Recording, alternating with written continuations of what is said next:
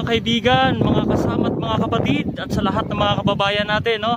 Nandito tayo ngayon sa Dike na karugtong ng Marikina River. So mga kaibigan, makikita natin, no? Medyo payapa pa naman ang sitwasyon dito ngayon. Makikita natin yung daloy ng hangin, malumanay pa lang, hindi kagaya doon sa Albay. Nasa ganitong mga oras talagang bumabaha na. Tignan mo yung Dike, oh, at makikita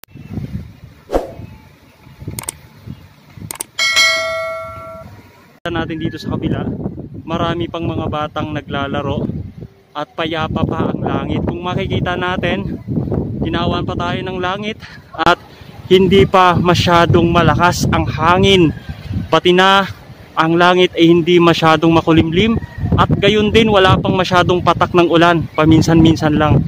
Kaya kung mapapansin natin ngayon, no, habang naglalakad tayo, marami pang mga batang naglalaro dito sa Dike na karugtong ng River Park o River Banks. So nandito tayo banda ngayon sa tapat ng Libis, Quezon.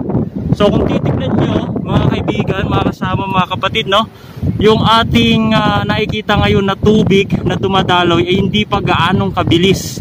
So ibig sabihin hindi pa kabugso yung tubig na galing doon sa Rizal. Kasi ang sabi nila, natatrap daw ang bagyo dito sa Little Baguio ang tawagin natin, na dito sa bandang Rizal yon. Kaya hindi masyadong pumapasok ang lakas ng hangin, ang lakas ng bagyo dito sa Metro Manila. So mga kaigan, mapapansin natin medyo payapa pa. Kung titignan niyo yung langit, no, hindi na masyadong makulimlim at tulad ngayon, no, makikita natin yung hangin. Ganito lang makikita natin mga kaibigan. So thankful pa rin tayo kahit papaano ay hindi pa masyadong dumabagsak yung lakas ng hangin at epekto ng bagyong Rolly sa ating bansa mga kaibigan. So pasalamat tayo ng malaki kahit papaano. Pero dito sa mga kababayan namin na malapit sa Dike o dinadaanan ng tubig, mga kaibigan, huwag kayong kumpiyansa dahil kami ay nangangamba din dahil malapit din kami sa Dike. Kaya lahat tayo maging alerto sa lahat ng pagkakataon para hindi tayo mabulaga kapag dumagsa na. Kaya ang sabi kasi nila, mga bandang gabi daw dadagsa daw dito sa Metro Manila o sa NCR, pati na sa Rizal. Kaya ganito ang daloy ng tubig ngayon, parang makikita nyo na halos hindi gumagalaw dahil wala pang tubig o wala pang baha na galing sa Rizal na manggagaling ito sa Montalban sa Wawa Dam. Kaya mga kaibigan, no, ang tabayanan natin, ang oras ngayon ay mag-aalas 3 na mga kaibigan, no. Makikita natin ay hindi pa masyadong mabigat ang sitwasyon dito sa Marikina River, na ang karugtong nito ay sa Pasig River. Okay, makikita natin mga kaibigan, marami pang naglalakad dito. Ayan sila mga kaibigan, naglalaro sila. At makikita natin ay wala pang masyadong komosyon.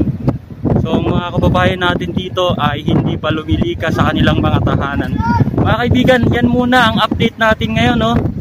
At maya maya mag-a-update ulit tayo tungkol sa kalagayan ng Marikina River para yung mga kababayan naman natin ay hindi naman mabulaga, no? Sa abot na ating makakaya, tutulong tayo sa pamamagitan ng pagbigay ng balita sa ating mga kaibigan, no?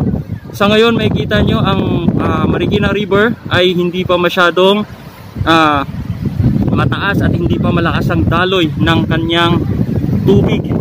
So may mga hangin na paminsan-minsan lumalakas, pero madalas pa rin yung malumanay lang ang pulso ng hangin. Yan mga kaibigan.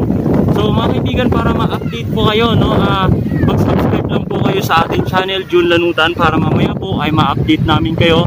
I-hit nyo rin po yung bell para ma-notify namin kayo kapag meron tayong video na sa mga panahon ngayon na kailangan nating magtulungan. So maraming salamat para sa inyo mga kaibigan. June Lanutan.